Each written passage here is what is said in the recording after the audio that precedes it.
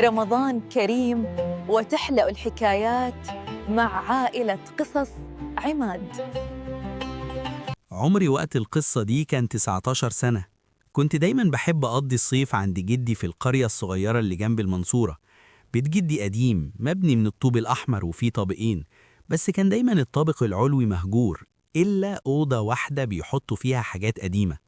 بس في أوضة تانية بابها مقفول دايما وعليها تراب، وجدي عمره ما فتحها قدامي.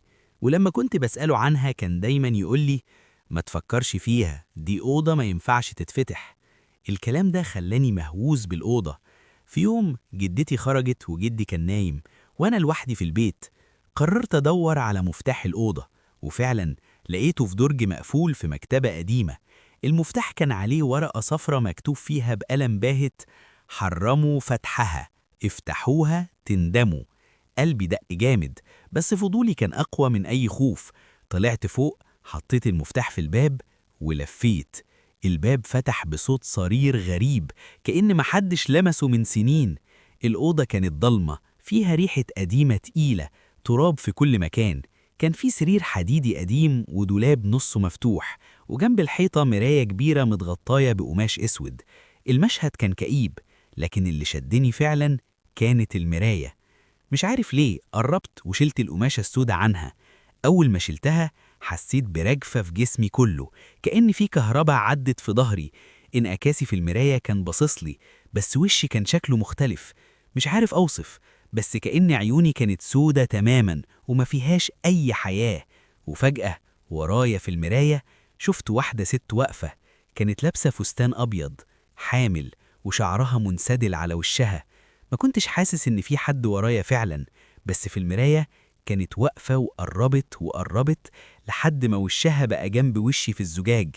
صرخت ووقعت على الأرض والمراية اتكسرت، بس الصوت اللي جه بعدها مش هنساه طول عمري: فتحت الباب يا كريم زي أمك. جدي طلع بسرعة، لقاني مرمي وعينيا مقلوبة والمراية كلها على الأرض. أخدني ونزل، وأنا بفقد الوعي سمعت صوته بيقول: كنت خايف من اليوم ده. صحيت بعدها عند شيخ في القرية. جدي قال للشيخ: ابني دخل أوضة أمه شافها. صدمت، سألت جدي: يعني إيه أوضتها؟ هي ماتت فيها؟ قال لي وهو باصص في الأرض: أمك لما كانت حامل بيك فضلت تحلم بكوابيس وتسمع أصوات في الأوضة. كل مرة تنام فيها كانت بتصحى تصرخ وتقول في حد عايز ياخد ابني. في ليلة لقيناها ميتة من غير سبب. الدكتور قال إنها سكتة قلبية، بس وشها كان مرعوب وعيونها مفتوحة بتبص على المراية. من يومها قفلنا الأوضة وحلفنا ما تتفتحش تاني. الشيخ قرأ عليا قرآن كتير، وقال إن اللي حصل هو لعنة متوارثة بسبب روح كانت ساكنة المكان واتفعلت مع الحمل. الروح دي بتحاول تستبدل حياتها بحياة غيرها وبتعيش جوه المراية. الحل؟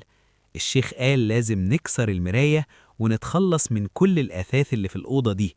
وفعلا تاني يوم كسرنا كل حاجة وودينا المراية دي لشيخ تاني حرقها بطريقته، وساب جدي البيت كله بعد كده وسكن في بيت جديد.